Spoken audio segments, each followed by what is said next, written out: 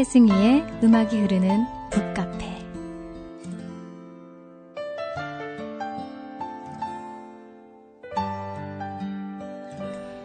한 주간도 평안하셨나요? 음악이 흐르는 북카페 최승희입니다.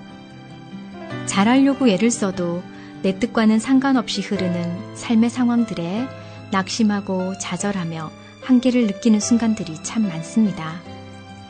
때로는 인간의 연약함을 핑계대며 인간은 바뀌지 않는다고 스스로를 위로하기도 하지요. 오늘 소개해드릴 책은 이철환님의 예수 믿으면 행복해질까입니다. 이철환님은 연탄길이라는 책으로 430만의 독자들에게 감동을 준 작가입니다. 연탄길은 소극장 창작 뮤지컬상을 받기도 하고 그의 작품 몇은 중고등학교 교과서에 실리기도 했습니다. 그러나 그는 연탄길을 쓰면서 극심한 이명과 5발자국도 걸을 수 없는 어지럼증으로 우울증과 불안감을 겪으면서 그로 인해 자살 충동을 느끼기도 했다고 하는데요. 또 다른 그의 책 예수 믿으면 행복해질까는 그의 마음속 깊은 이야기를 길어올린 자서전과 같다고 할 수 있습니다.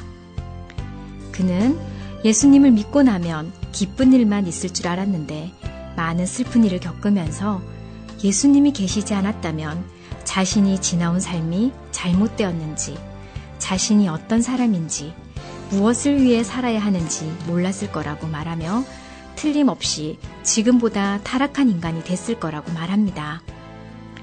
신앙으로 인간의 연약함을 넘어서려고 애쓴 그의 이야기를 통해 우리는 위로를 얻고자 합니다. 찬양 먼저 함께 하겠습니다. 희지율의 광야에서.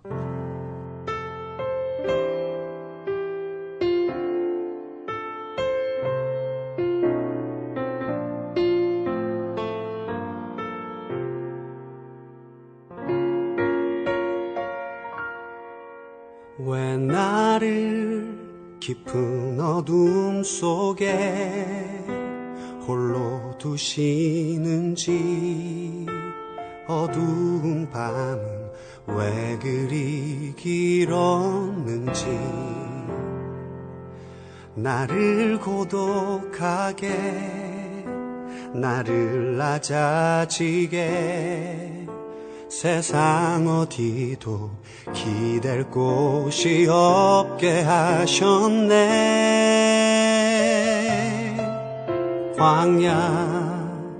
광야에 서 있네.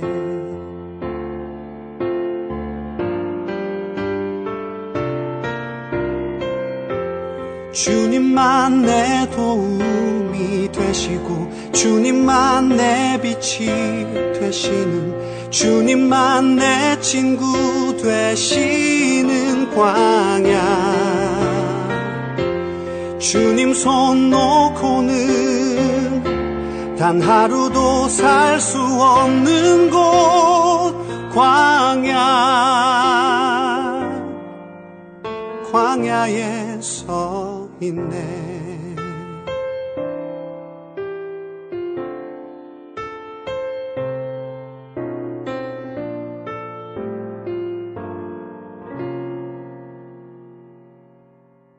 왜 나를 깊은 어둠 속에 홀로 두시는지, 어두운 밤은 왜 그리 길었는지,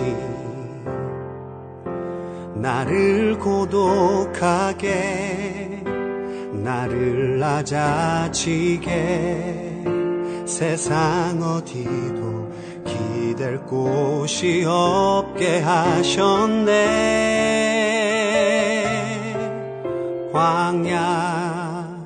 광야에 서 있네.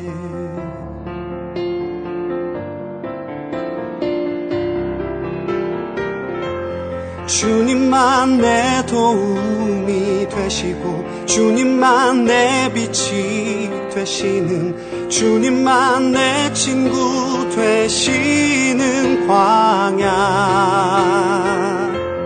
주님 손 놓고는 단 하루도 살 수 없는 곳 광야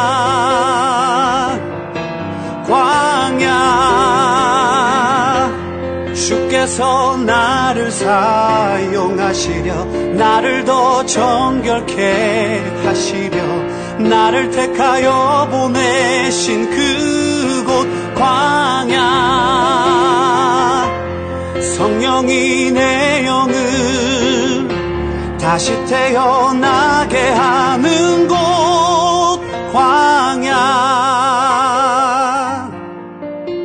광야에 서 있네.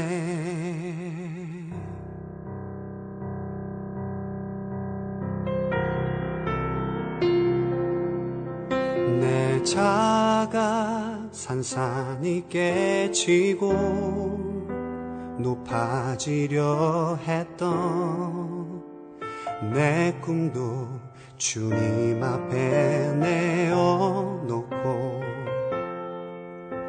오직 주님 뜻만 이루어지기를 나를 통해 주님만 드러나시기를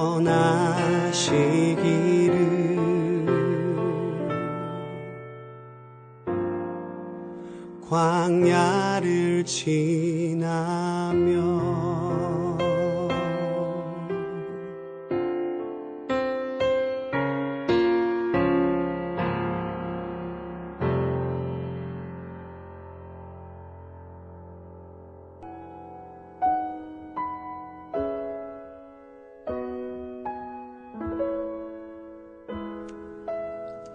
죽고 싶었던 나날들을 소개해 드립니다.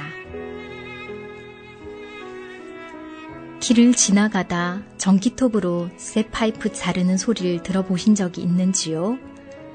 맹렬한 불꽃과 함께 들려오는 그 소리는 귀가 따가울 정도입니다. 그 소리가 얼마나 큰지 손가락으로 양쪽 귀를 틀어막고 가는 사람도 여러 보았습니다. 연탄길 1, 2, 3권을 쓰면서 7년을 과로한 탓에 지금도 제 양쪽 귀에서는 전기톱으로 쇠파이프 자르는 소리가 들립니다. 인간의 목소리로 흉내낼 수 없을 만큼 끔찍한 고음입니다. 1999년부터 지금까지 16년 동안 단 1초도 멈추지 않고 들립니다. 이명은 보통 귀울림이라고도 하는데 견딜 수 없는 고통입니다. 아무리 좋아하는 음악도 밤낮으로 24시간을 듣고 싶어하는 사람은 없을 것입니다. 고음의 쇠파이프 자르는 소리가 벌써 16년입니다. 심한 이명 때문에 정신병원에 입원하는 사람들도 있다고 하니 미치지 않은 게 다행입니다. 저에게 이명이 생긴 것은 과로 때문이었습니다. 더 정확히 말씀드리면 그냥 과로 때문이 아니라 지나친 과로 때문이었습니다. 저의 과로는 병적인 것이었습니다. 일종의 강박증이었습니다. 저의 강박증엔 분명한 이유가 있었습니다. 강박증이 있다는 것은 내 안에 나도 알지 못하는 괴물이 살고 있다는 것입니다. 강박증이 있다는 것은 내 안에 나도 통제할 수 없는 괴물이 살고 있다는 것입니다. 초등학교 다니던 어린 시절 아버지와 어머니는 밤마다 부부싸움을 했습니다. 싸울 만한 이유가 있었는지는 모르겠지만 어린 자식들 앞에서 매일 밤 싸우는 것은 어떠한 이유로도 이해될 수 없는 것이었습니다. 소리 지르며 싸우는 부모 앞에서 어린 자식들은 겁에 질려 울 수밖에 없었습니다. 그날의 상처와 극도의 불안은 지금도 제 무의식 속에 생생히 살아남아 글을 쓰거나 그림을 그릴 때 극한까지 저를 몰고 가는 비정상적인 강박증의 모습으로 나타나곤 합니다. 목표한 것을 끝내지 못하면 불안해져 끝낼 때까지 극한까지 저를 몰고 가는 것입니다. 중간에 멈추고 마땅히 휴식을 취해야 하는데 휴식을 취하면 집중력을 더 높일 수도 없다는 것도 분명히 알고 있으면서도 휴식하지 못하는 것입니다. 끝낼 것을 끝내지 못하고 휴식하면 그것은 휴식이 되지 못하고 오히려 불안만 깊어졌기 때문입니다. 밤을 지나 날이 환해지도록 미친 사람처럼 저를 몰고 가는 것이 두려웠지만 멈출 수 없었습니다. 과거의 상처는 과거의 이야기이지만 동시에 현재의 이야기도 되고 미래의 이야기도 되는 것입니다. 어릴 적 받은 상처는 한 인간의 인생 전체를 비정상적으로 만들어 놓으니까요. 그 시절을 생각하면 지금도 몸서리가 쳐집니다. 뒤늦게 알게 된 일이지만 폭력적인 아버지의 모습도 분명한 이유가 있었습니다. 아버지의 무의식 속에 각인된 깊은 상처가 있었던 것입니다. 아버지의 어린 시절은 상처로 가득했습니다. 새엄마에게 매를 맞고 한겨울에 신발도 없이 눈바디로 쫓겨난 어린아이가 시린 발을 주무르며 어떤 생각을 했겠습니까?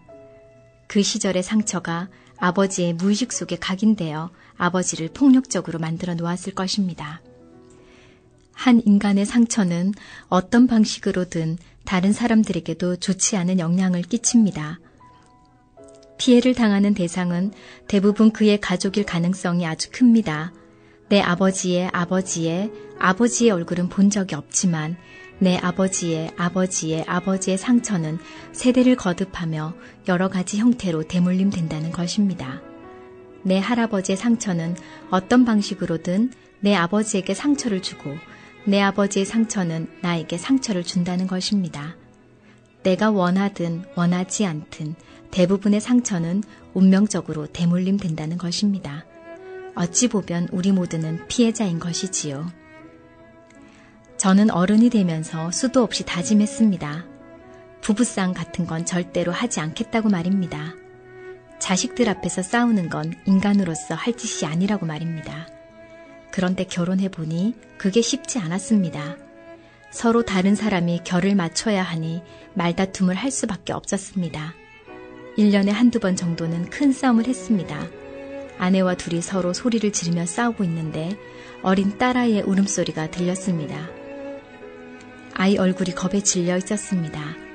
우는 아이를 바라보는 순간 어린 시절의 제 모습이 생각나 딸아이를 가슴에 꼭 끌어안아 달래주었습니다. 글썽이는 눈물을 아내에게 보이고 싶지 않아 아이를 안고 방으로 들어갔습니다. 어린 시절 부모님의 잦은 싸움은 그를 강박증으로 몰고 갔는데요. 우리의 무의식 속에 있는 크고 작은 상처들이 괴물이 되어서 우리 삶을 자기 멋대로 조종하는 것을 보게 됩니다. 우리가 가지고 있는 크고 작은 상처들, 우리가 가지고 있는 크고 작은 질병들, 주님이 우리를 고칠 수 있다는 믿음이 우리에게 필요한 것 같습니다. 강연희의 나 주님이 더욱 필요해를 듣겠습니다.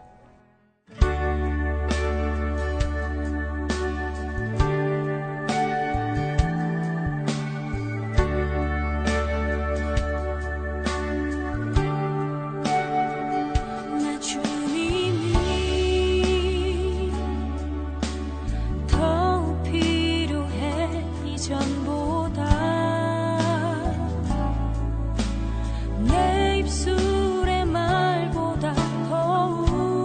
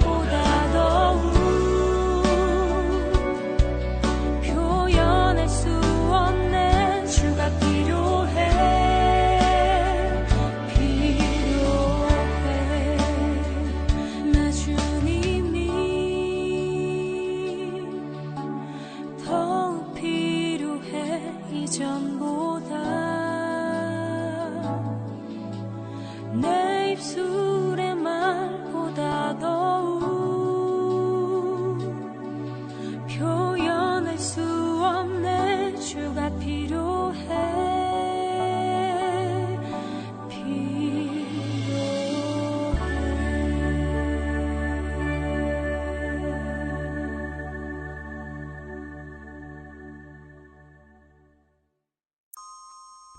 여러분은 지금 AMBC 미주 온누리 방송에서 보내드리는 최승희의 음악이 흐르는 북카페를 듣고 계십니다.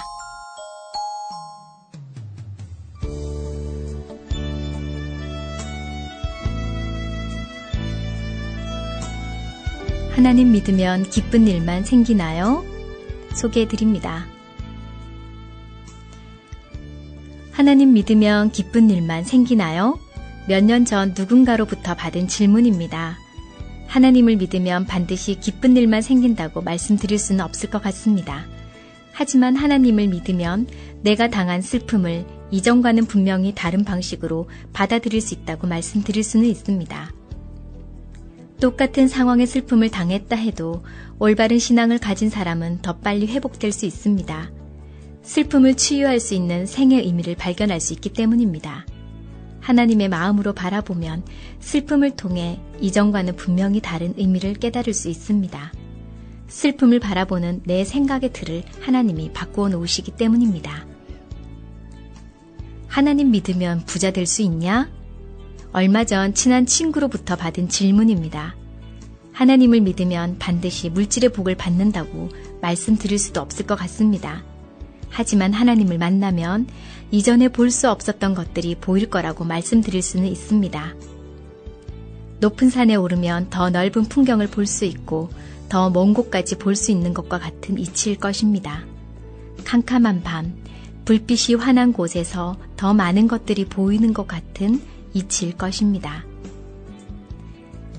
올바른 신앙을 가진 사람은 그가 어느 곳에서 어떤 일을 하든 자신을 경영하는 방식이 달라질 것이며 사람을 바라보는 방식도 달라질 것이고 상황을 해석하는 방식도 달라질 것입니다.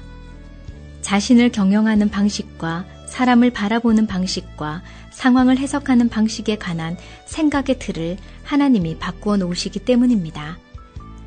자신을 경영하는 방식과 사람을 바라보는 방식과 상황을 해석하는 방식은 단지 정신적 습관이나 감정의 습관을 의미하는 것이 아닙니다. 자신을 경영하는 방식과 사람을 바라보는 방식과 상황을 해석하는 방식은 단지 정신적 행복만을 결정하는 것이 아니라 물질적 행복을 결정하는 아주 중요한 것이기도 합니다. 자신을 분별력 있게 경영하는 사람과 사람을 분별력 있게 대하는 사람, 그리고 상황을 분별력 있게 해석하는 사람은 어느 곳에서 무슨 일을 하든 다른 사람들로부터 인정받을 수 있기 때문입니다. 그러니 하나님 잘 믿으면 정신적 축복뿐만 아니라 물질적 축복도 얻을 수 있다고 저는 확신을 가지고 저희 딸들에게 말합니다.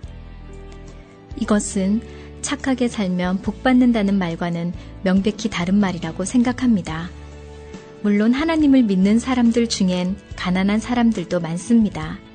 그들 대부분은 특별한 일이 없다면 부자가 될 것 같지도 않은 사람들입니다. 하지만 그들이 불행할 거라고 누구도 속단할 수 없습니다. 그들 중 많은 사람들은 작은 것에도 감사할 줄 아는 사람들이기 때문입니다. 그들 중 많은 사람들은 가난이 가르쳐준 겸손을 간직하고 있는 사람들이기 때문입니다.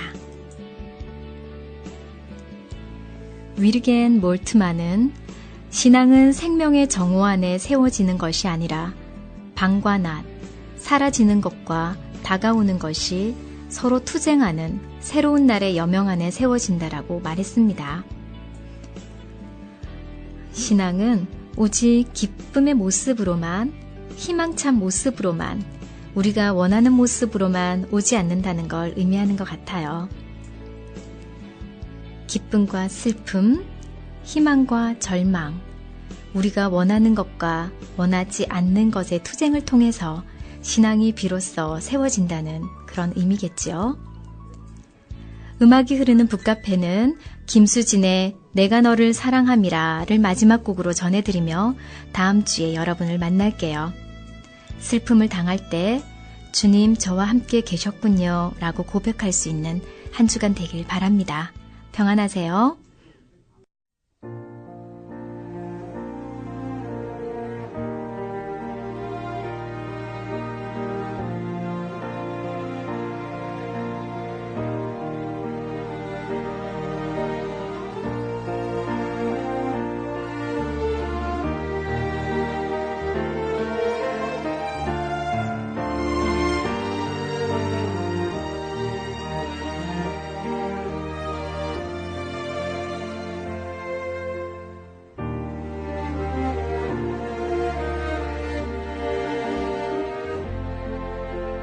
내가 너를 사랑하는 것은 내가 다른 사람보다 나서가 아니라 내가 너를 사랑하는데 내가 너를 사랑하는데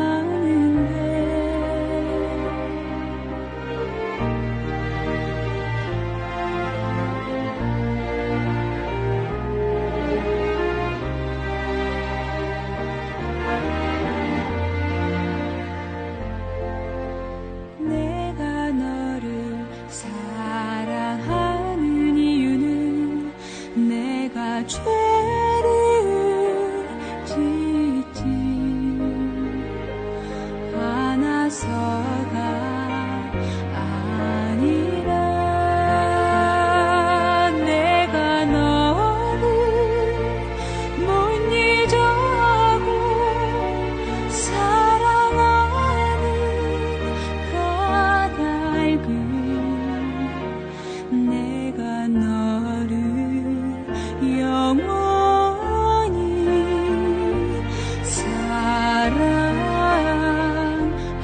사랑함이라 내가 너를 사랑하고 영화롭게 하는데 누가 너를 정죄하리요 욕되게 하리요 아무도 너를 만질 수 없음을 내가 너를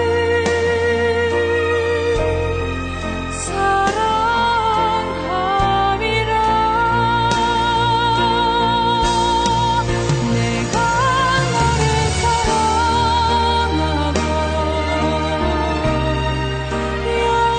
영화롭게 하는데 누가 너를 정죄하리요 욕되게 하리요 아무도 너를 만질 수 없음을 내가 너를